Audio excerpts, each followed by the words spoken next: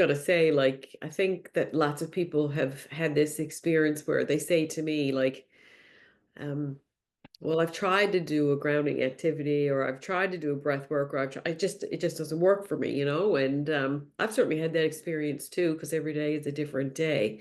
But I think because of your training in the somatics, um, in the somatic yoga, and this, well, all yoga is somatic, I suppose, in some ways, but Mm. in that breath work and body work and things like that, like if you have a really good guide, if I was going on a hike today and I didn't know where I was going, a very long journey, I would Yeah. have a guide. I would either have a GPS or I'd have a person who went there before, and they would have, help me get to where it is that I'm going. And it's and especially for those of us people who have, experienced some adversity in our lives, like some of those activities can actually be really activating if we sort of don't do them in the right progression where we want them to go. And I I believe this to be true, that,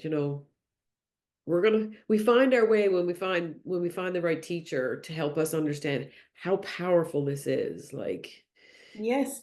yeah. And I guess unfortunately too now that it's sort of almost become mainstream to Hmm. say, oh, just go do yoga or just do a breathwork practice or just go do a guided meditation.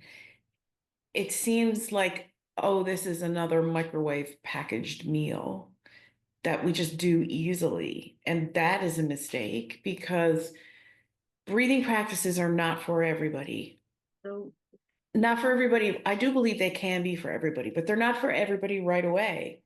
And neither are mindfulness practices, and neither are guided meditations. So you need to have, like you said, a guide. You need to have somebody who's with you that makes your nervous system dip their toe into it and yeah. have experience. And then, I don't know about this, I'm going to figure it out because most of us breathe like we're running from a bear all day long. And then we put the bear in our head all day long. And so it is one of those things about you can even one day kind of go, yeah, I think I got this now. And then all of a sudden, everybody that your nervous system would say, guess what? We don't trust this anymore because the Mm. last time we got comfortable, this happened. And that's a subconscious and a conscious thing that could happen. So you need to know that every day you're beginning again, right? Like every day you have beginner's eyes.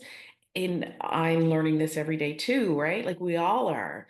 But this idea that is like, people call it in the therapeutic world, in the therapeutic yoga world, it's like this concern about this thing that we call Mick mindfulness. It's like the fast food version of this is not going to do us any favors because if you have trauma, if you're neurodiverse, if you have really or a complicated traumatic thing that happens to you as a grown up or all of that kind of stuff, and then suddenly somebody throws another thing at you, that's just do it. That's not doing anybody any favors. It's going to No. make us feel worse.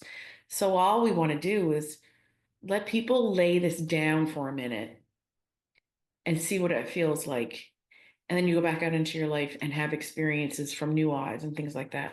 So it's not doing us any favors to say just turn on the video or just watch the podcast or lie down and do the meditation because Yeah. that's not going to work for everybody. Some people will love it. Other people who need it the most will have a terrible experience and won't get to experience it.